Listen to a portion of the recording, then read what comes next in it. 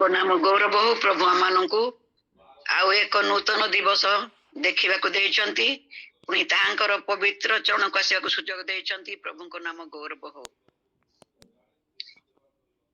आउ विशेष मु धन्यवाद देबाकु चाहे एई प्रार्थना कार्य परिचालना करुथिबा आयोजक मंडली अर्थात मोर सम्मानीय विनय भाई,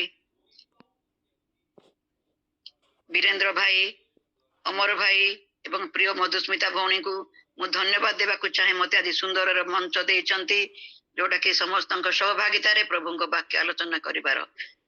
प्रेज द लॉर्ड। असंतु आमाने वाक्य को आलोचना जीवा पूर्वरु किछि समय प्रार्थना करिबा। सर्व अवस्था रे प्रशंसा गौरव पाया पाई एकमात्र स्वर्गस्थ पिता तुम नाम उच्चीकृत हो। आज ए समय ए दिन निमंते धन्यवाद करुछि। साहाय्यकारी पवित्र आत्मा तुम्हें परिचालना कर, मोर मुखपात्र हुआ, उपस्थित मोर प्रत्येक भाई भौणी मानक मध्य तुम्हें स्पर्श कर, कथा कह यीशु नाम रे मागिली, आमेन। सुंदर दिन सुंदर समय आसतु आमाने आजिर चिंतार शास्त्रांश गोटे मु पाठ करुअछि आमाने पाई परिबा। लूक अध्याय लूक पुस्तक 21 पर्व 26 पदरु 28 पद मु पाठ करुअछि। आमाने समस्ते निज निज वाक्य को खोलिबा और श्रवण करिबा। लूक 21 पर्व 22 पदरु 26 पदरु 28 पद। पुणी जगत उपरे आसुथिबा घटना सबुकु अपेक्षा करी लोके मूर्छित हेबे, कारण आकाश मंडलर शक्ति समूह विचलित हेबे। सेतेबेले लोके मनुष्य पुत्रंकु महापराक्रम और महामहिम सह मेघरे आगमन करिबा देखिबे। किंतु एही समस्त घटना आरंभ हेले तुम्भे माने ऊर्ध्व दृष्टि करो व मस्तक उत्तोलन करो, जेणु तुम्भ मानकर मुक्ति सन्निकट। धन्यवाद। आमानकर चिराचरित वाक्य बहुत थर शुणिछु जानिछु मध्य आउ यह पाठ करबा परे मध्य आमाने बुझुथिबा जे एटा केउ समय केउ दिन पई एटा लेखा जाईछि।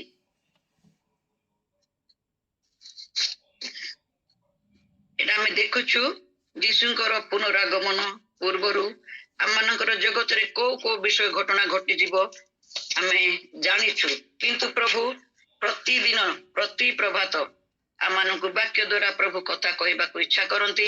आज मध्य एई वाक्य द्वारा प्रभु कथा कहबाकू इच्छा करूचंती। वाक्य को आलोचना जीवा पूर्वरु टिके जगतर समस्या को आमाने स्मरण आनिबा। वर्तमान एई जगतर समस्या ए पृथ्वीर समस्या की परि अछि। मोर प्रिय उपस्थित भाई भौणी माने ए पृथ्वीर समस्त परिस्थिति आज क्रमशः एक संकटमय अवस्था को आगे चली। गोटे अस्थिर अवस्था सबुआडे परिलक्षित होउछि। गोटे दिगरे तो दुर्भिक्ष, आ कोन स्थान रे महामारी, केउ स्थान रे भूमिकंप, केउ स्थान रे बन्या इत्यादि प्राकृतिक विपर्यय हेतु मनुष्य विभिन्न भाव रे आज क्लिष्ट होउछि। अन्य दिगरे देखुछु मनुष्य मनुष्य मध्य रे हणाकटा, जाति जाति विरुद्ध रे, गोष्ठी गोष्ठी विरुद्ध रे द्वंद्व, धर्षण, लूट, हत्या, उग्रपंथी आंदोलन, अराजकता, अशांति, हिंसा ए पृथ्वी आज परिपूर्ण। सर्वत्र सब स्तर रे आज भ्रष्टता विराजमान करुअछि। जदि देखु राजनैतिक, अर्थनैतिक, सामाजिक, नैतिक अवक्ष पृथ्वी को खंड विखंडित करुछि। आउ एही परिस्थिति रे उद्धार पथ मनुष्य खोजी पाउ नाही। मानव समाज आज व्यतिव्यस्त, आ मनुष्य ए मानव समाज एथिरु मुक्त पाया पई जेते चेष्टा करुछि, आ समस्या मनुष्य को सेते अधिक जाबड़ी धरुछि। पृथ्वी जेपरि गोटे असहाय रूपे निश्चित ध्वंस आड़कू दिन को दिन आगे जाउछि। आमे जेतेबेले ए जगतर वर्तमान समस्या को आमे अनुध्यान करिबा। आउ जदि आमे वाक्य आड़कू जदि जीवा जेतेबेले देखिबा माथ्यू 24 पर्व, लूक 21 पर्व रे मध्य এই যে ଅଂଶ ପାଠ କଲୁ ଠିକ ସେ ବିଷୟ ହିଁ ଲେଖା ଯାଉଛି ଯେ ଯୀଶୁଙ୍କର ପୁନର ଆଗମନ ପୂର୍ବରୁ ଜଗତରେ କେଉଁ କେଉଁ ବିଷୟ ଘଟଣା ଘଟିବାକୁ ଯାଉଛି ଆଉ ସେଥିପାଇଁ ଆମମାନଙ୍କର କର୍ତ୍ତବ୍ୟ କଣ ଅଛି ଆମେ ତାହା ଜାଣୁଛୁ। ଆଉ ଆଜିର ଏଇ ଲୁକ 21 ପର୍ବ 26 ରୁ 28 ପଦ ଯୋଉଟା ପାଠ କରିଅଛୁ ଆଜି ତାହାକୁ ଆମେ କିଛି ସମୟ ଆଲୋଚନା କରିବା। ଏଠି ଦେଖିଲୁ 21 ଅଧ୍ୟାୟରେ ପ୍ରଭୁ ଯୀଶୁ ପ୍ରକାଶ କରିଥିବା ବିଷୟ ତାଙ୍କର ଆଗମନ ପୂର୍ବରୁ ଯେଉଁ ସମସ୍ତ ବିଷୟ ଘଟିବାକୁ ଯିବ ଆଉ ସେଥି ମଧ୍ୟରୁ ଅନେକ ବିଷୟ ଆମେ ଏଠାରେ ଦେଖିବାକୁ ପାଉଛୁ। ଏହି ସ୍ଥାନରେ ଆମେ ମହତ୍ୱପୂର୍ଣ୍ଣ ବିଷୟ ଦେଖିବାକୁ ପାଉଛୁ ଯେ ଏ ଜଗତ ଉପରେ ଆସୁଥିବା ଘଟଣା ସବୁକୁ ଅପେକ୍ଷା କରି ଲୋକେ ମୂର୍ଚ୍ଛିତ ହେବେ ଲେଖାଯାଇଛି। କାରଣ ଆକାଶ ମଣ୍ଡଳର ଶକ୍ତି ସମୂହ ବିଚଳିତ ହେବ। ଯଦି 28 ପଦରେ ଆମେ ଦେଖୁ କିନ୍ତୁ ଏହି ସମସ୍ତ ଘଟଣା ଆରମ୍ଭ ହେଲେ ତୁମ୍ଭେ ମାନେ ଊର୍ଦ୍ଧ୍ୱ ଦୃଷ୍ଟି କର ଓ ମସ୍ତକ ଉତ୍ତୋଳନ କର ଯେଣୁ ତୁମ୍ଭ ମାନଙ୍କର ମୁକ୍ତି ସନ୍ନିକଟ। ଏଠାରେ ସମସ୍ୟା ବି ରହିଛି ସମାଧାନ ମଧ୍ୟ ରହିଛି। ଆମମାନଙ୍କର ମୁକ୍ତି ସନ୍ନିକଟ ଏ ପୃଥିବୀରେ ଯୋଉ ଜଗତରେ ଅଛୁ ସମସ୍ୟା ବହୁଳ ମଧ୍ୟରେ ଆମେ ଯେଉଁ ଗତି କରୁଛୁ ଆଗାମୀ ସମୟରେ ଆମେ ମୁକ୍ତି ପାଇବା ପାଇଁ ଯାଉଅଛୁ। କିନ୍ତୁ ଏ ଯେଉଁ ସମସ୍ୟା ଯୋଉ ଆସୁଛି এই ସମସ୍ୟାର ଆମେ କିପରି ରକ୍ଷା ପାଇପାରିବା ପ୍ରଭୁ ଆମମାନଙ୍କ ପାଇଁ ମଧ୍ୟ ତାହା ବାଟ ଖୋଲି ଦେଇଛନ୍ତି।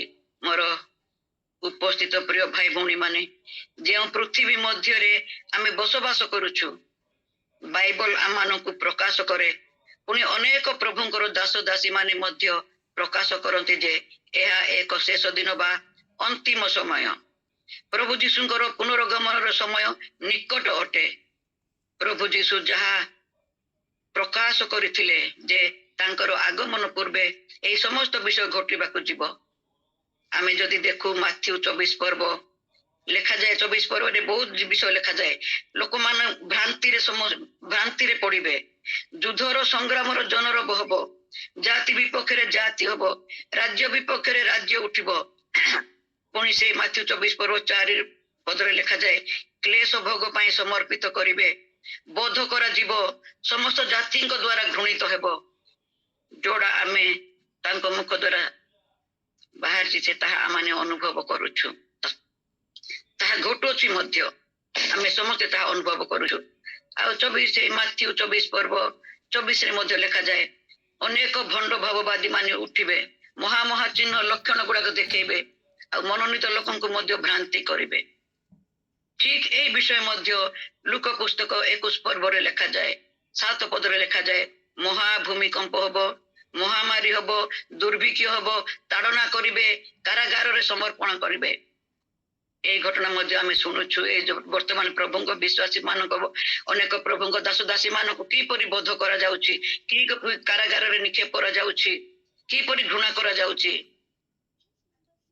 ଆମେ ଅନୁଭବ କରୁଛୁ, ଯାହା ଆମେ ଆଜି ବାକ୍ୟରେ ମଧ୍ୟ ପାଠ ପଢୁଛୁ। ପ୍ରିୟ ମୋର ମଣ୍ଡଳୀ ବିଶ୍ୱାସୀ ମାନେ ଏଇଟା ଗୋଟେ ଇତିହାସ ନୁହଁ, ଏଇଟା ମନଗଢା କାହାଣୀ ନୁହଁ, ଏଇଟା ସତ୍ୟ ଓ ବାସ୍ତବ।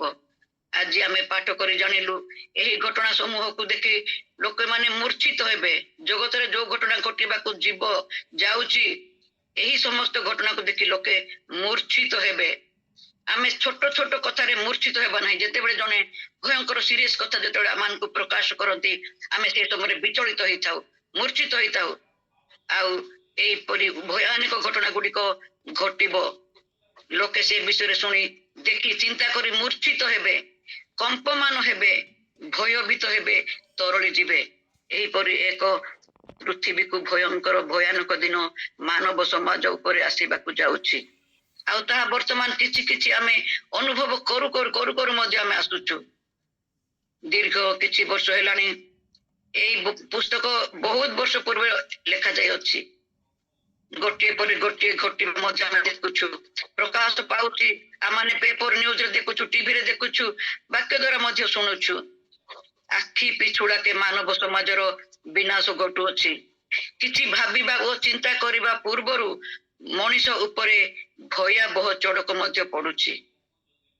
ଯେଉଁ ସମସ୍ୟା ଗୁଡିକ ଏହି ପୃଥିବୀକୁ ଆସି ଯାଉଛି ଏହି ସମସ୍ତ ଘଟଣା ଦେଖି ଶୁଣି ମନୁଷ୍ୟ ମାନେ କମ୍ପମାନ ହେବେ ଏବଂ ଭୟଭୀତ ହେବେ। ହଁ ଆମେ ହେଉଛୁ ମଧ୍ୟ। ଏ ଆଗାମୀ ଦିନରେ ବିମାନ ଦୁର୍ଘଟଣା ଗୋଟେ ମୁହୂର୍ତ୍ତ, ଟ୍ରେନରେ ଯିବା ଲୋକଙ୍କର ଆକ୍ସିଡେଣ୍ଟ ଗୋଟେ ମୁହୂର୍ତ୍ତରେ, ହଠାତ୍ ପ୍ରାର୍ଥନା ସମୟରେ ଯଦି ଆମେ ବସିବା ସମୟରେ ହଠାତ୍ ତାଡ଼ନା ହଉଛି, ବୋଧ କରାଯାଉଛି, ଏ ସମସ୍ତ ଘଟଣା ଗୁଡ଼ିକୁ ଆମେ ଅଙ୍ଗେ ଲିଭଉଛୁ। ଏହିପରି ଦୁର୍ଦିନ ସମୟ ଆସିବା ପୂର୍ବରୁ ତାଙ୍କ ଲୋକମାନଙ୍କୁ ପ୍ରଭୁ ପ୍ରସ୍ତୁତ କରିବାକୁ ଚାହାନ୍ତି। ତେଣୁ ବାକ୍ୟ ଦ୍ୱାରା ଆଜି ଆମମାନଙ୍କୁ ପ୍ରଭୁ ଏଇ ବିଷୟ ଗୁଡାକ ବାରମ୍ବାର ପ୍ରଭୁଙ୍କ ଦାସ ଦାସୀ ମାନଙ୍କ ଦ୍ୱାରା ସେ ପ୍ରକାଶ କରନ୍ତି। ଆଉ ତାଙ୍କ ଲୋକମାନଙ୍କୁ ଏକ ବିଷୟ କରିବାକୁ କହିଅଛନ୍ତି, ତାହା ଆମ ଜୀବନରେ ଆମେ ଅଧିକ ଗୁରୁତ୍ୱ ଦେଇନଥାଉ। ପ୍ରଭୁ ଯେଉଁ ପ୍ରତିଜ୍ଞା ଗୁଡିକ ଆମମାନଙ୍କୁ ଦେଉଛନ୍ତି ଆମେ ମୁଖରେ ପାଠ କରୁଛୁ ସତ, କିଏ କେତେ ହୃଦୟରେ ବିଶ୍ୱାସ କରୁଛୁ ଆମେ ନିଜେ ନିଜେ ଜାଣିବା। ପ୍ରଭୁ ଚାହାନ୍ତି ସମସ୍ତେ ଏହି ବିଷୟକୁ ହୃଦୟ ମଧ୍ୟକୁ ନେବା, ବିଶ୍ୱାସ କରିବା, ଆଉ ସେ ଅନୁସାରେ ଆମେ ଜୀବନ ଯାପନ କରୁ। ପ୍ରଭୁ ତାହା ଚାହାନ୍ତି, କାରଣ 28 ଅଧ୍ୟାୟରେ ଲେଖା ଅଛି, ଏହି ସମସ୍ତ ଘଟଣା ଆରମ୍ଭ ହେଲେ ତୁମ୍ଭେମାନେ ଊର୍ଦ୍ଧ୍ୱ ଦୃଷ୍ଟି କର ଓ ମସ୍ତକ ଉତ୍ତୋଳନ କର। ଲେଖାଯାଇଛି ତ ଅନେକ ସମସ୍ୟା ଆସିବ, ବିଭିନ୍ନ ପରସ୍ପର ମଧ୍ୟରେ ଜାତି ଜାତି ବିରୁଦ୍ଧରେ ଉଠିବେ, ତୁମକୁ ବୋଧ କରାଯିବ, କାରାଗାରରେ ନିକ୍ଷେପ କରାଯିବ। ହଁ ହଉଛି, କିନ୍ତୁ ଏହି ସମୟରେ ଆମେ ଯେତେ ପ୍ରଭୁଙ୍କର ବିଶ୍ୱାସୀ ମାନେ ଅଛନ୍ତି ଆମମାନଙ୍କ ପାଇଁ ମଧ୍ୟ ପ୍ରଭୁ ଗୋଟେ ପଥ ଖୋଲି ଦେଇଛନ୍ତି। କଣ କରିଛନ୍ତି କହିଛନ୍ତି 28 ପଦରେ, ଏହି ସମସ୍ତ ଘଟଣା ଆରମ୍ଭ ହେଲେ ତୁମ୍ଭେମାନେ ଊର୍ଦ୍ଧ୍ୱ ଦୃଷ୍ଟି କର ଓ ମସ୍ତକ ଉତ୍ତୋଳନ କର। ପ୍ରଭୁ ଆମକୁ ପ୍ରେମ କରୁଥିବା ହେତୁ ସମାଧାନର ପଥ ମଧ୍ୟ ସେ ଖୋଲି ଦେଇଛନ୍ତି, ତାହା ଆମକୁ କରିବାକୁ ପଡିବ। ଊର୍ଦ୍ଧ୍ୱ ଦୃଷ୍ଟି କରିବାକୁ ପଡିବ, ତାହାଙ୍କ ନିକଟରେ ବିଳାପ କ୍ରନ୍ଦନ କରିବାକୁ ପଡିବ, ତାହାଙ୍କର ନିକଟଗାମୀ ହେବାକୁ ପଡିବ, ତାହାଙ୍କର ଇଚ୍ଛା ଅନୁମୋଦିତ ଜୀବନ ଯାପନ କରିବାକୁ ପଡିବ, ମସ୍ତକ ଉତ୍ତୋଳନ କରିବାକୁ ପଡିବ। ପ୍ରିୟମାନେ, ନମ୍ର ହେବାକୁ ପଡିବ। ପ୍ରିୟ ମଣ୍ଡଳୀ, ପୃଥିବୀରେ ଏହା ନିଶ୍ଚୟ ଘଟିବାକୁ ଯିବ। ମାନବ ଜାତି ଉପରେ ନିତାନ୍ତ ତାଙ୍କ ବାକ୍ୟ ସଫଳ ହବ। ଆଉ ସେ ଯାହା ପ୍ରକାଶ କରିଅଛନ୍ତି ତାହା କୌଣସି ପ୍ରକାରେ ଭଣ୍ଡା ଉଣା କରାଯିବ ନାହିଁ। ବାକ୍ୟରେ ଯେପରି ଲେଖାଯାଏ ସେହିପରି ହିଁ ଘଟିବ ଘଟିବ ଘଟିବ। ବାକ୍ୟରେ ଲେଖାଯାଏ ପୃଥିବୀ ଲୋପ ପାଇବ, ମାତ୍ର ସଦାପ୍ରଭୁଙ୍କର ବାକ୍ୟ କଦାପି ସମୂହ ଲୋପ ପାଇବ ନାହିଁ, ତାହା ଘଟିବ ହିଁ ଘଟିବ। ହେଲେ ଏଇ ସମସ୍ତ ବିଷୟ ଆମେ ଯେତେବେଳେ ଶ୍ରବଣ କରୁଛୁ, ଆମେ କିପରି ଭାବେ ନିଜ ନିଜକୁ ପ୍ରସ୍ତୁତି କରୁଛୁ ଆମେ ଜାଣିଛୁ। ସେଥିପାଇଁ ପ୍ରଭୁ ମନୁଷ୍ୟ ଜାତିକୁ ପ୍ରକାଶ କରିଅଛନ୍ତି, ଏହି ସବୁ ଯେତେବେଳେ ଶୁଣିବ ନିଜକୁ ପ୍ରସ୍ତୁତି କରିବ, ଅର୍ଥାତ୍ ଊର୍ଦ୍ଧ୍ୱ ଦୃଷ୍ଟି କରିବା ଓ ମସ୍ତକ ଉତ୍ତୋଳନ କରିବା ନିମନ୍ତେ ସେ କହୁଅଛନ୍ତି। ପ୍ରଭୁଙ୍କର ନିକଟଗାମୀ ହେବା। ଜଗତରେ ବଞ୍ଚିଛୁ, ଜଗତରେ ଥାଇ ମଧ୍ୟ ଆମେ ପ୍ରଭୁଙ୍କର ନିକଟଗାମୀ ହେବା। ପ୍ରଭୁ ଆମକୁ ଆଜି ସଜାଡ଼ିବାର ବହୁମୂଲ୍ୟ ସମୟ, ପ୍ରସ୍ତୁତି ହେବାର ସମୟ ଦେଇଛନ୍ତି, ଊର୍ଦ୍ଧ୍ୱ ଦୃଷ୍ଟି କରିବାର ସମୟ ଦେଇଛନ୍ତି, ଆଉ ନିଜ ନିଜର ମସ୍ତକକୁ ଉତ୍ତୋଳନ କରିବାର ସମୟ ସୁଯୋଗ ଦେଇଅଛନ୍ତି। ଊର୍ଦ୍ଧ୍ୱ ଦୃଷ୍ଟି କରିବାର କାରଣ ଆମର ସାହାଯ୍ୟ ସଦା ପ୍ରଭୁଙ୍କ ଠାରୁ ଆସେ। এই ସମସ୍ତ ପରିସ୍ଥିତିରୁ ମୁକୁଳିବା ପାଇଁ ଆମମାନଙ୍କର ଜ୍ଞାନ, ଆମମାନଙ୍କର ବୁଦ୍ଧି, ଆମମାନଙ୍କର ଧନ ସମ୍ପତ୍ତି, ଆମମାନଙ୍କର ମାନ ମର୍ଯ୍ୟାଦା କୌଣସି କାର୍ଯ୍ୟ ଲାଗିବ ନାହିଁ ଆମେ ଯଦି ଊର୍ଦ୍ଧ୍ୱ ଦୃଷ୍ଟି ନ କରିବା, କାରଣ ସାହାଯ୍ୟ ସଦା ପ୍ରଭୁଙ୍କ ଠାରୁ ଆସେ। এই ସମସ୍ତ କ୍ଲେଶରୁ କିପରି ମୁକ୍ତି ପାଇବା, ସେଥିପାଇଁ ପ୍ରଭୁ ଆମମାନଙ୍କ ପାଇଁ ଯେଉଁ ପଥ ଖୋଲିଛନ୍ତି, ଊର୍ଦ୍ଧ୍ୱ ଦୃଷ୍ଟି କର, ଆପଣା ମସ୍ତକ ଉତ୍ତୋଳନ କର, ସ୍ୱର୍ଗର ପରମେଶ୍ୱରଙ୍କର ଶରଣ ନେବା, ତାଙ୍କର ନିକଟଗାମୀ ହେବା, ଅସମ୍ଭବକୁ ସମ୍ଭବ କରିବାର ପରମେଶ୍ୱର ସେ ଆମମାନଙ୍କୁ ଅତ୍ୟଧିକ ପ୍ରେମ କରୁଥିବା ହେତୁ ଆମମାନଙ୍କୁ ସେ ସୁନ୍ଦର ସୁଯୋଗ ଦେଇଅଛନ୍ତି। ଜଗତକୁ ପୁଣି ଏହିପରି ସମୟ ଆସିବାକୁ ଯାଉଛି ଯାହା ସଦା ପ୍ରଭୁ ସିଫୋନିୟ ପୁସ୍ତକରେ ଲେଖନ୍ତି। କିଏ ଗୋଟେ ପାଠ କରିଦେବେ ସିଫୋନିୟ 2 ପର୍ବ 1ରୁ 3 ପଦ।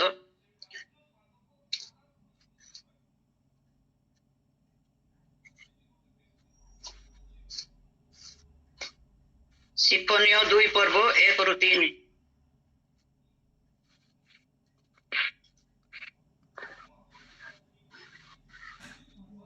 ସେ ଲଜ୍ଜାହୀନ ଗୋଷ୍ଠୀ, ତୁମ୍ଭେମାନେ ଏକତ୍ର ହୁଅ, ହଁ ଏକତ୍ର ହୁଅ। ଆଜ୍ଞା ସଫଳ ହେବା ପୂର୍ବେ, ଦିନ ତୁଷ ପରି ଉଡ଼ିଯିବା ପୂର୍ବେ, ସଦାପ୍ରଭୁଙ୍କର ପ୍ରଚଣ୍ଡ କ୍ରୋଧ ତୁମ୍ଭମାନଙ୍କ ଉପରେ ଆସିବା ପୂର୍ବେ, ସଦାପ୍ରଭୁଙ୍କ କ୍ରୋଧର ଦିନ ତୁମ୍ଭମାନଙ୍କ ଉପରେ ଆସିବା ପୂର୍ବେ ଏକତ୍ର ହୁଅ। ହେ ଦେଶସ୍ଥ ନମ୍ର ଲୋକମାନେ, ତାଙ୍କର ଶାସନ ପାଳନ କରିଅଛ ଯେ ତୁମ୍ଭେମାନେ तुम्बे समस्ते सदाप्रभुंकर अन्वेषण कर, धर्मर अन्वेषण कर, नम्रतार अन्वेषण कर, होई पारे सदाप्रभुंकर क्रोधर दिन रे तुम्बे माने गुप्त स्थान रे रखा जीवो। धन्यवाद भाई, सुंदर वाक्य आमाने बुझुछु। आज्ञा सफल होगा पूर्वे प्रभुंकर जो आज्ञा गुड़ाक अच्छी, प्रभु जो प्रतिज्ञा भी करिसंती तांकर आगमन पूर्वर जो घटना घटिबो आमे समस्त से समस्यार सम्मुखीन हेबा, एथिरु किपरि रक्षा पाइबा, कोन कोन आमानक जीवन रे आवश्यक अछि। प्रभु कहउचंदी आज्ञा सफल होगा पूर्वे तमर दिन तृष परि उड़ी जीवा पूर्वे, सदा प्रभुंक प्रचंड क्रोध तुम मानक ऊपर आसीबा पूर्वे, सदा प्रभुंकर क्रोध तुम मानक ऊपर आसीबा पूर्वे एकत्र हुओ, एकत्र हुओ। गोटे कथा को जेतेबेले बारंबार कहा जीवो एटा नितांत गुरुत्वपूर्ण वाक्य। प्रभु अनेक स्थान रे कहंती सत्य सत्य मु तुम मानक कहउछि। थोड़े तो आम कहवा कि जोड़ा अधिक गुरुत्व विषय ता आमे मध्य दुई थर बारंबार कही थाउ।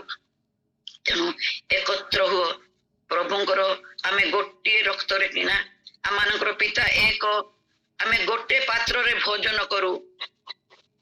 तेणु प्रभु आमानकर समस्त परस्पर मध्य रे एकत्र भावे एक मन रे आमे प्रभुंकर ऊर्ध्व दृष्टि करिबा।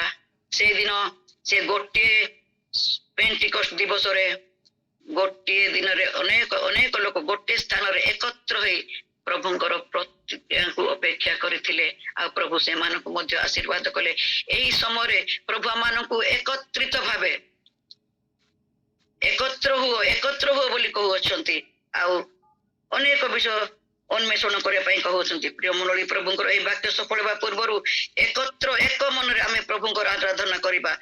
आ जदियो आज आमे ए गोटे स्थान रे बसिछु परस्पर प्रति कहार मनोभाव कहार हृदय किपरि आमे निजे निजे समीक्षा करूछु।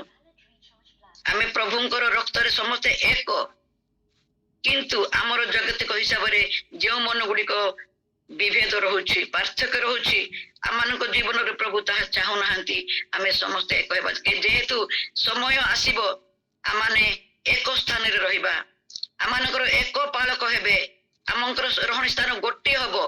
तेणु ए जगत रे थिबा समय रे मध्य आमे आगरु ताहाको आमाने प्रस्तुत करूथिबा। भिन्न भिन्न परिवार आसु, भिन्न भिन्न जातिर भी आसु, भिन्न भिन्न गोष्ठीर मध्य आसु, किंतु प्रभुंक विश्वास हिसाब रे आमाने प्रभुंक रक्त रु किना जाइथिबा हेतु आमे एक। तेणु एकत्र हुओ एक मन रे ताहांकर आराधना करू करू ताहांकर निकटगामी हेबा। प्रिय मंडली दुई थर कहा जाउछि एकत्र आमानकर ताहा जरूरी।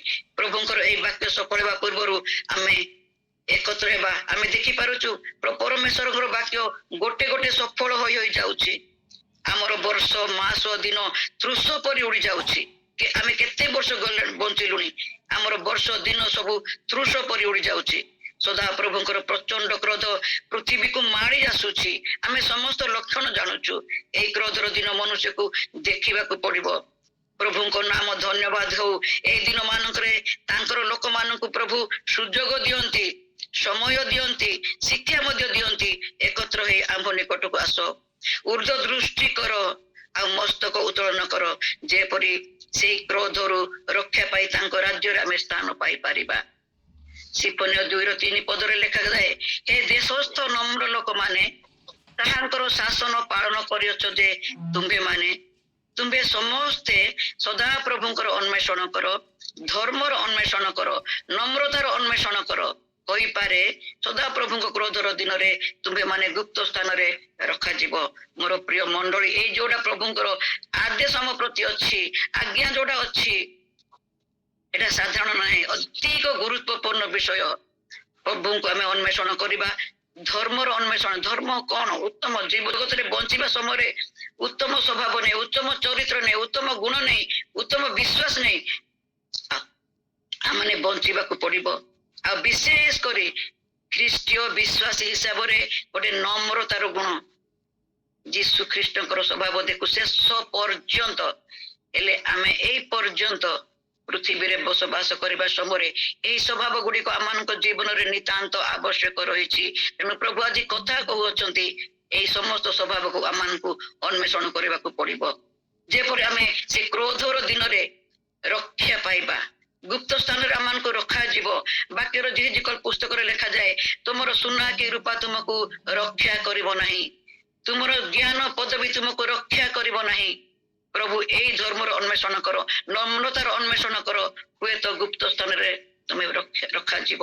ତେଣୁ ପ୍ରଭୁଙ୍କର ଏଇ ବାକ୍ୟ ଆଜି ଆମମାନଙ୍କୁ କଥା କହେ, ଆମେ କିପରି ପୃଥିବୀରେ ବଞ୍ଚିବା ସମୟରେ ଈଶ୍ୱରଙ୍କର ସନ୍ତୋଷ ବିଷୟ ଗୁଡିକ ଆମ ଜୀବନରେ ଗ୍ରହଣ କରୁ। ପ୍ରଭୁ ତାହା ଚାହାନ୍ତି। ପ୍ରଭୁଙ୍କ ନାମ ବି ଗୌରବ ହଉ। ପ୍ରଭୁ ଆମ ପାଇଁ ସ୍ନେହଶୀଳ ଅଟନ୍ତି। ସେ କ୍ରୋଧରେ ଧୀର, ଦୟାଳୁ ପରମେଶ୍ୱର ବାରମ୍ବାର ଆମକୁ ସୁଯୋଗ ଦେଇଥାନ୍ତି ଯେ ଆମ ନିକଟରେ ଏକତ୍ର ହୁଅ, ଉର୍ଦ୍ଧ୍ୱ ଦୃଷ୍ଟି କର, ମସ୍ତକ ଉତ୍ତୋଳନ କର। ପ୍ରଭୁ ତାହା କହନ୍ତି। ମଲାଖୀ ପୁସ୍ତକ ଯଦି 4:1 ଆମେ ଦେଖିବା, କିଏ ଗୋଟେ ପାଠ କରିବେ ଆଜ୍ଞା? ମଲାଖୀ 4:1। କାରଣ ଦେଖ, ସେଦିନ ଆସୁଅଛି, ତାହା ତୁନ୍ଦୁର ପରି ଜଳୁଅଛି, ପୁଣି ଅହଙ୍କାରୀ ଓ ଦୁଷ୍ଟାଚାରୀ ସମସ୍ତେ ନଡ଼ା ପରି ହେବେ, ଆଉ ସେମାନଙ୍କର ମୂଳ କି ଡାଳ ଯେପରି ଅବଶିଷ୍ଟ ନ ରହିବ। ଏଥିପାଇଁ ଯେଉଁ ଦିନ ଆସୁଅଛି, ତାହା ସେମାନଙ୍କୁ ଦଗ୍ଧ କରିବ। ଏହା ସୈନ୍ୟାଧିପତି ସଦାପ୍ରଭୁ କହନ୍ତି। ଧନ୍ୟବାଦ ଭଉଣୀ, କେତେ ସୁନ୍ଦର କଥା। ପ୍ରଭୁ ସମସ୍ତଙ୍କୁ ଗ୍ରହଣ କରିବେ ନାହିଁ। ଆମେ ସମସ୍ତେ ସ୍ୱର୍ଗ ରାଜ୍ୟରେ ପ୍ରବେଶ କରିବା ନାହିଁ ଯଦି ଆମେ ଏଇ ଅହଙ୍କାରୀ ଦୁଷ୍ଟାଚାରୀ ଭଳି ଆମମାନଙ୍କୁ ଯଦି ଜୀବନ ଯାପନ କରୁଛୁ। ଅହଙ୍କାରୀ ଦୁଷ୍ଟାଚାରୀ ଲୋକମାନଙ୍କୁ ଶୁଖିଲା ନଡ଼ା ପରି ଦଗ୍ଧ କରାଯିବ। ବାକ୍ୟରେ ଲେଖାଯାଏ, ଆଉ ସେ ଏଇ ଦଗ୍ଧ କରିବା ପାଇଁ ଗୋଟେ ଦିନ ଆସୁଛି, ଡାଳ କି ମୂଳ କିଛି ରହିବ ନାହିଁ, ସବୁ ଦଗ୍ଧ ହେବ, ତାହା ସଦାପ୍ରଭୁ କହନ୍ତି। ଆମେ କେବେ ବି ନ ଭାବୁ ଆଜି ମୁଁ ଜଗତରେ ଏହିପରି କାର୍ଯ୍ୟ ସବୁ କରିଛି, ପ୍ରଭୁ କେଉଁ କେଉଁ କଥା ସ୍ମରଣ କରି ଆମମାନଙ୍କୁ ବିଚାର କରିବେ। ଆମମାନେ ସମସ୍ତେ ଅଳ୍ପ ବହୁତ ଜାଣିଛେ। ପ୍ରଭୁ ଆମମାନଙ୍କୁ ଭୟର ଆତ୍ମା ବି ଦେଇନାହାନ୍ତି। ଆମେ ଭୟ କରିବା ନାହିଁ ଜଗତରେ ଯୋଉ ସମସ୍ୟା ଗୁଡିକ ଆସିଛି, କିନ୍ତୁ ଆମମାନଙ୍କ ବାକ୍ୟର ଲେଖାନୁସାରେ ଅହଙ୍କାରୀ ଭ୍ରଷ୍ଟାଚାରୀ ମାନଙ୍କୁ ଶୁଖିଲା ନଡ଼ା ପରି ଦଗ୍ଧ କରାଯିବ। ମୋର ପ୍ରିୟ ମଣ୍ଡଳୀ, ମୁଁ ଆପଣମାନେ ଯେପରି ସେଦିନ ଶୁଖିଲା ନଡ଼ା ପରି ଯେପରି ଦଗ୍ଧ ନ ହଉ, ତେଣୁ ପ୍ରଭୁ ଏ ସମୟ ସୁଯୋଗ ଦେଇଅଛନ୍ତି ଆମେ ନିଜ ନିଜକୁ ପ୍ରଭୁଙ୍କର ସନ୍ତୋଷ ଭାଜନ କରିବା, ଯେପରି ପ୍ରଭୁ ସେଇଦିନ ଆମମାନଙ୍କୁ ଗୁପ୍ତ ସ୍ଥାନରେ ରଖିବେ। ମାତ୍ର ଆମକୁ ପ୍ରଭୁ ପ୍ରେମ କରୁଥିବା ହେତୁ ପ୍ରଚଣ୍ଡ କ୍ରୋଧ ଦିନରେ ଭୟଭୀତ ହେବା ପାଇଁ, ଧାଁ ଧପଡେଇବା ପାଇଁ, ବିଚଳିତ ନ ହେବା ପାଇଁ ସେ ପ୍ରକାଶ କରନ୍ତି, ଉର୍ଦ୍ଧ୍ୱ ଦୃଷ୍ଟି କରିବାକୁ କହନ୍ତି। ତେବେ ମୁକ୍ତି ଉଦ୍ଧାର ସୁନିଶ୍ଚିତ ଯଦି ପ୍ରଭୁଙ୍କର ଏ ଆଦେଶ ଗୁଡିକ ଆମମାନଙ୍କ ଜୀବନରେ ଆମେ ପାଳନ କରିବା ପାଇଁ ଚେଷ୍ଟା କରୁ, ପ୍ରାର୍ଥନା କରୁ। ପ୍ରଭୁ ସେ ଶକ୍ତି ଦେବେ। ସେ ପ୍ରଭୁ ସେ ଦେବା ନିମନ୍ତେ ମଧ୍ୟ ସେ ଚାହିଁ ବସିଛନ୍ତି। ଆମେ ଯେପରି ସେ ତୃଷ ପରି ଆମେ ଅଳ୍ପ ସମୟରେ ଦଗ୍ଧ ନ ହଉ, ଆଉ ପ୍ରଭୁ ଆମମାନଙ୍କ ନିମନ୍ତେ ଯେଉଁ ଗୌରବ ରାଜ୍ୟ ଆମମାନଙ୍କ ନିମନ୍ତେ ସେ ସ୍ଥାନ ପ୍ରସ୍ତୁତ କରିଅଛନ୍ତି, ସେହି ଦିନ ନିମନ୍ତେ ଆମେ ଏହି ଦିନ ମାନଙ୍କରେ ପ୍ରଭୁ ଘୃଣା କରୁଥିବା ବିଷୟକୁ, ଅହଙ୍କାର, ଗର୍ବ, ଏଇ ଯୋଉ ସବୁ ପ୍ରଭୁଙ୍କର ଅସନ୍ତୋଷ ବିଷୟକୁ ଆମମାନଙ୍କ ଜୀବନରୁ ପରିତ୍ୟାଗ କରିବା, ଯେପରି ପ୍ରଭୁ ସେଦିନ ଆମମାନଙ୍କୁ ମୁକ୍ତି ଦେବେ, ଆମେ ଉଦ୍ଧାର ପାଇବା। ଯଦି ତାହା କରିଛୁ, ଯଦି ଉର୍ଦ୍ଧ୍ୱ ଦୃଷ୍ଟି କରିଛୁ, ଉଦ୍ଧାର ସୁନିଶ୍ଚିତ, ମୁକ୍ତି ସୁନିଶ୍ଚିତ। ବାଇବଲ ଆମକୁ ତାହା ପ୍ରକାଶ କରେ। ସାଧୁ ପାଉଲ କହନ୍ତି କଲୋସ୍ୟ ପୁସ୍ତକ 3:1-2, ତୁମେ ମାନେ ଯେବେ এই ଦିନ ମାନଙ୍କର ଯଦି ଆମେ ଖ୍ରୀଷ୍ଟଙ୍କର ପରିଚୟ ପାଇଛୁ, ସମୟ ଅତି ଅଳ୍ପ, କଲୋସ୍ୟ 3:1-2 ମଧ୍ୟ ଲେଖାଯାଏ, ଉର୍ଦ୍ଧ୍ୱସ୍ଥ ବିଷୟରେ ଆସକ୍ତ ହେବା ନିମନ୍ତେ। ଆମେ ଜଗତରେ ଅଛୁ ସତ, ଆମମାନଙ୍କର ଘର ଦ୍ୱାର ଅର୍ଥ ସମସ୍ତ ବିଷୟ ଦରକାର, କିନ୍ତୁ ଆମମାନେ ପାର୍ଥିବ ବିଷୟ ପ୍ରତି ଅଧିକ ମନୋଯୋଗୀ ନ ହେଇ ଆମେ ଉର୍ଦ୍ଧ୍ୱସ୍ଥ ବିଷୟରେ ମନୋଯୋଗୀ ହେବା। ଉର୍ଦ୍ଧ୍ୱସ୍ଥ ବିଷୟ କଣ? ଉର୍ଦ୍ଧ୍ୱସ୍ଥ ରାଜ୍ୟ ଯିବା ନିମନ୍ତେ ଆମମାନଙ୍କୁ କଣ କଣ ଆବଶ୍ୟକ ଆମେ ଜାଣୁଛୁ। ଏ ଦିନ ମାନଙ୍କର ଯଦି ଖ୍ରୀଷ୍ଟଙ୍କର ପରିଚୟ ପାଇଅଛୁ, ଖ୍ରୀଷ୍ଟଙ୍କ ସନ୍ତାନ ହିସାବରେ ନାମିତ ହୋଇଛୁ, ଆଉ ଖ୍ରୀଷ୍ଟଙ୍କୁ ଗ୍ରହଣ କରୁଛୁ, ତେବେ ଉର୍ଦ୍ଧ୍ୱରେ ଥିବା ସେଇ ବାସସ୍ଥାନ ବା ତାକୁ ଅନ୍ୱେଷଣ କରିବା, ପାର୍ଥିବ ବିଷୟକୁ ଭୁଲି ଯାଇ ଉର୍ଦ୍ଧ୍ୱସ୍ଥ ବିଷୟରେ ମନୋଯୋଗୀ ହେବା। ଆଜି ପ୍ରତ୍ୟେକ ପୃଥିବୀରେ ବିଭିନ୍ନ ରଙ୍ଗରସ, ବିଭିନ୍ନ ଅଭିଳାଷ ପାଇଁ ଆମେ ଅଧିକ ମନୋଯୋଗୀ ହୋଇ ଉର୍ଦ୍ଧ୍ୱତ ବିଷୟକୁ ତୁଚ୍ଛ ଜ୍ଞାନ କରୁଛୁ। এই ଜ୍ଞାନ କୌଶଳ ଯୁଗରେ ଆମେ ପ୍ରଭୁଙ୍କର ମହାନତାକୁ ଭୁଲି ଯାଉଛୁ। ଆମମାନଙ୍କର ଜ୍ଞାନ, ଆମମାନଙ୍କର ଅଳ୍ପ ସମୟ ଅଭିଳାଷକୁ ଆମେ ଅଧିକ ଶ୍ରେୟ ଦଉଛୁ। ପାଉଲ କଲୋସ୍ୟ ମଣ୍ଡଳୀକୁ ଭାଇ ଭଉଣୀ ମାନଙ୍କୁ ଯୋଉଟା ପ୍ରକାଶ କରିଥିଲେ, ପାର୍ଥିବ ବିଷୟରେ ଆସକ୍ତ ନ ହୋଇ ଉର୍ଦ୍ଧ୍ୱତ ବିଷୟରେ ଆସକ୍ତ ହୁଅ, କାରଣ ତୁମେ ଖ୍ରୀଷ୍ଟଙ୍କ ସହିତ ଉତ୍ଥିତ ହୋଇଅଛ। ଆମେ ଖ୍ରୀଷ୍ଟଙ୍କ ସହିତ ଉତ୍ଥିତ ହୋଇଥିବାରୁ ଆମେ ଜଗତରେ ଥିଲେ ମଧ୍ୟ ଏ ପାର୍ଥିବ ବିଷୟକୁ ଆମେ ଶ୍ରୟ ନ ଦେଇ ଉର୍ଦ୍ଧତ ବିଷୟ ପ୍ରତି ଆମେ ମନୋଯୋଗୀ ହେବା। ଖ୍ରୀଷ୍ଟଙ୍କର ଆଜି ଆମେ ପ୍ରଭୁଙ୍କ ନାମରେ ନାମିତ ହେଇଛୁ, ତାଙ୍କର ସେବକ ହେଇଛୁ। ସବୁ ଜାଣି ସୁଦ୍ଧା ଯଦି ଜଗତ ଆମେ ଏତେ ମାତ୍ରାରେ ଜଡିତ ହେଇଛୁ ଯେ ଜଗତକୁ ଛାଡି ଉର୍ଦ୍ଧତ ବିଷୟରେ ଆସକ୍ତ ହେବା ପାଇଁ ଆମକୁ କଷ୍ଟ ହେଇଥାଏ। ଜଗତକୁ ଜାବୁଡି ଧରିକି ରହିବା ହୁଏତ ଆମର ଦିନେ ବିନାଶର କାରଣ ହେଇପାରେ। ଏଇଟା ସତ୍ୟ। ଜଗତ ପ୍ରଭୁ ଦେଇଛନ୍ତି, ଆନନ୍ଦ ଉତ୍ସବକୁ ଦେଇଛନ୍ତି, କିନ୍ତୁ ଅଧିକ ଗୁରୁତ୍ୱ ଦେଇଛନ୍ତି ଉର୍ଦ୍ଧସ୍ଥ ବିଷୟକୁ ଆମେ ମନୋଯୋଗୀ ହେବା। ଆମେ ସେଇ ସମୟର ବ୍ୟବସ୍ଥା ଦେଖିବା। ମୋସାଙ୍କ ସମୟରେ ଇସ୍ରାଏଲ ଲୋକମାନଙ୍କର ଆଶୀର୍ବାଦ ପ୍ରତିଜ୍ଞାତ ବିଷୟ ଆମେ ଦେଖୁଛୁ। ସେ ଦେଶକୁ କିପରି ପଥ ମଧ୍ୟରେ ମୋସା ଯେତେବେଳେ ଲୋକମାନଙ୍କୁ କଢେଇ ନେଉଛନ୍ତି, ସେ ସମୟରେ ପଥ ମଧ୍ୟରେ କେତେ ଘଟଣା ଘଟିଛି। ଈଶ୍ୱର ସମସ୍ତ ବିଷୟ ପ୍ରୟୋଜନ ଦେଲେ ମଧ୍ୟ ସେମାନେ ତିକ୍ତ ମନା ଥିଲେ, ମାନା ଭୋଜନ କରିବାରେ ଇଚ୍ଛା କଲେ ନାହିଁ। ପ୍ରୟୋଜନ ବିଷୟ ନ ପାଇବାରୁ ପ୍ରଭୁଙ୍କ ଦାସଙ୍କ ବିରୁଦ୍ଧରେ ସେମାନେ କଥା କହିଲେ, ପ୍ରଭୁଙ୍କର ଦୁଃଖର କାରଣ ହେଲେ। ଆଉ ପ୍ରଭୁ ଦୁଃଖିତ ହୋଇ ଗୋଟିଏ ଦଣ୍ଡ ତାଙ୍କ ନିମନ୍ତେ ଦେଲେ। କଣ ଦଣ୍ଡ ଦେଲେ ଆମେ ଜାଣିଛୁ। ଗୋଟେ ଦାହକ ସର୍ପ ପ୍ରେରଣ କଲେ। ଆଉ ସର୍ପର ଆଘାତରେ ଅନେକ ଲୋକମାନେ କଷ୍ଟ ପାଇଲେ, ଚିତ୍କାର କରୁଛନ୍ତି। ଆଘାତରେ ଅନେକ ଲୋକମାନେ ମଧ୍ୟ ମୃତ୍ୟୁ ବରଣ କରିଛନ୍ତି ଈଶ୍ୱରଙ୍କର କ୍ରୋଧ ନିମନ୍ତେ। ସେ ସମୟରେ ଶେଷରେ କଣ କରିଛନ୍ତି, କାନ୍ଦିଛନ୍ତି, ଅନୁତାପ କରି ମୋସାଙ୍କ ନିକଟକୁ ଯାଇଛନ୍ତି। ମୋସା ପ୍ରାର୍ଥନା କଲେ, ଆଉ ପ୍ରଭୁ ଶୁଣିଲେ। ପ୍ରଭୁ ଅଧିକ ପ୍ରେମ କରୁଥିବା ହେତୁ ପୁନର୍ବାର ତାଙ୍କର ଲୋକମାନଙ୍କୁ ସେ ରକ୍ଷା କଲେ। ଆଉ ଗୋଟେ କାମ କହିଲେ, ଗୋଟେ ପଥ କହିଲେ। କଣ କରିବାକୁ କହିଲେ, ପିତ୍ତଳର ଗୋଟିଏ ସର୍ପକୁ ପତାକାର ଦଣ୍ଡରେ ରଖ। ଆଉ ଯୋଉମାନେ ସର୍ପ ଆଘାତରେ କଷ୍ଟ ପାଇବା ସମୟରେ ସେଇ ପତାକା ଦଣ୍ଡରେ ଥିବା ସର୍ପକୁ, ଉପରେ ଥିବା ସର୍ପକୁ ଅନେଇବ, ତେବେ ବଞ୍ଚିବ। ଯୋଉ ସର୍ପକୁ ଉର୍ଦ୍ଧ୍ୱରେ ରଖାଯାଇଥିଲା, ମୋସା ତାହାକୁ ଈଶ୍ୱରଙ୍କର ଆଦେଶ ଅନୁସାରେ ମୋସା ସେ ତାହାକୁ ସେ ଦଣ୍ଡରେ, ସେ ଗୋଟେ ପିତ୍ତଳର ସର୍ପକୁ ଦଣ୍ଡରେ ଉଚ୍ଚରେ ସ୍ଥାପନ କଲେ। ଆଉ ଲୋକମାନେ ତାହାକୁ ଦେଖି ମୃତ୍ୟୁରୁ ବଞ୍ଚିଗଲେ। ପ୍ରଭୁ କହୁଛନ୍ତି ଉର୍ଦ୍ଧ୍ୱ ଦୃଷ୍ଟି କଲେ ରକ୍ଷା ପାଇବ।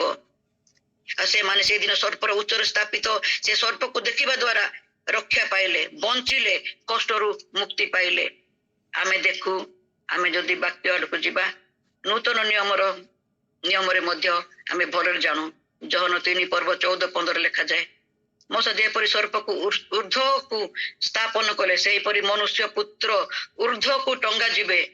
ଯେଉଁମାନେ ତାହାଙ୍କ ଉପରେ ବିଶ୍ୱାସ କରିବେ, ଯେଉଁମାନେ ତାହାଙ୍କୁ ଦୃଷ୍ଟି କରିବେ, ସେମାନେ ବିନଷ୍ଟ ନ ହୋଇ ଅନନ୍ତ ଜୀବନ ପ୍ରାପ୍ତ ହେବେ।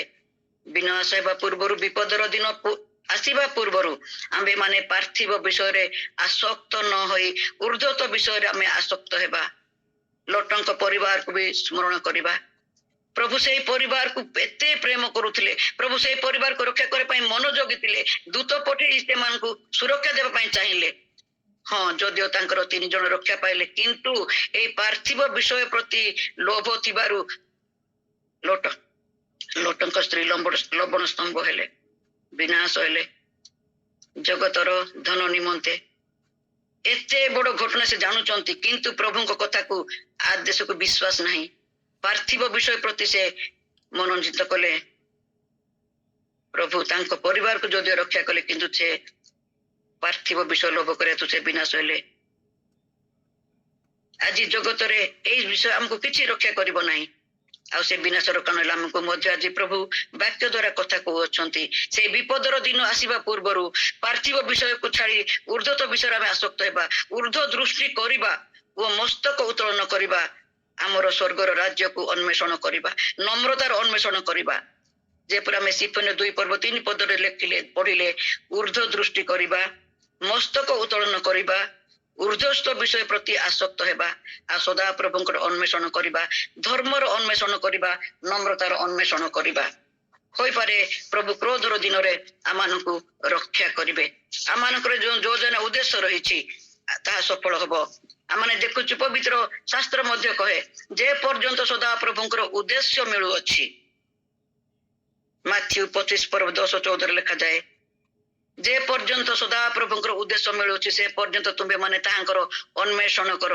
ଯେ ପର୍ଯ୍ୟନ୍ତ ସେ ନିକଟରେ ଅଛନ୍ତି, ପ୍ରଭୁ ଏବେ ନିକଟରେ ଅଛନ୍ତି। ଅନୁଗ୍ରହ ଯୁଗ ଏଇଟା।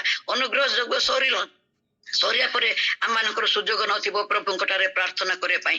ପ୍ରଭୁଙ୍କର ନିକଟ ହେବା ପାଇଁ ରୋଦନ କରିବା ପାଇଁ ସେଦିନ ଶୁଣିବା ପାଇଁ କେହି ନଥିବେ। ଏଇଟା ପ୍ରଭୁ ଯେ ସମୟ ପର୍ଯ୍ୟନ୍ତ ସେ ଅନୁଗ୍ରହ ଯୁଗରେ ପ୍ରଭୁ ଆମ ସହିତ ଅଛନ୍ତି, ସେଇ ସମୟ ପର୍ଯ୍ୟନ୍ତ ଆମେ ତାଙ୍କ ଠାରେ ପ୍ରାର୍ଥନା କରିବା। ବାସ୍ତବରେ ଆମ୍ଭମାନଙ୍କ ପାଇଁ ଗୋଟେ ବିରାଟ ସୁଯୋଗ, କାରଣ ବର୍ତ୍ତମାନ ସୁଦ୍ଧା ଆମମାନଙ୍କ ନିମନ୍ତେ ଏହି ଅଭାବନୀୟ ଘଟଣା ଆମ ସମ୍ମୁଖରେ ଉପସ୍ଥିତ ହେଇନାହିଁ। ଲେଖାଯାଏ, ଦେଖ ଏବେ ମହା ଅନୁଗ୍ରହର ସମୟ, ଏବେ ପରିତ୍ରାଣ ଦିନ। ଏ ଅନୁଗ୍ରହ ସମୟରେ ଆମମାନେ ଅଛୁ।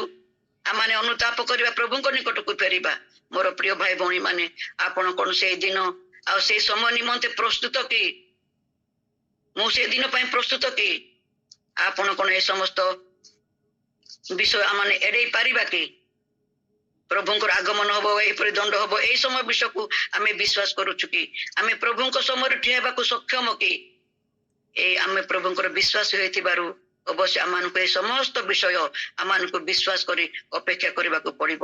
ଆଉ ନିଜ ନିଜକୁ ଆମମାନେ ସମୀକ୍ଷା କରିବା, ଆମେ ସେଇ ଦିନ ନିମନ୍ତେ କିପରି ପ୍ରସ୍ତୁତ ଅଛୁ, ଏ ଗୁପ୍ତ ସ୍ଥାନରେ ରଖାଯିବା ନିମନ୍ତେ ଆମେ କିପରି ପ୍ରସ୍ତୁତ ଅଛୁ, ଆମେ ନିଜ ନିଜକୁ ଆମେ ସମୀକ୍ଷା କରିବା। এই অল্প শিক্ষা উপরে প্রভু আশীর্বাদ করন্তু। আমেন। Amen, amen.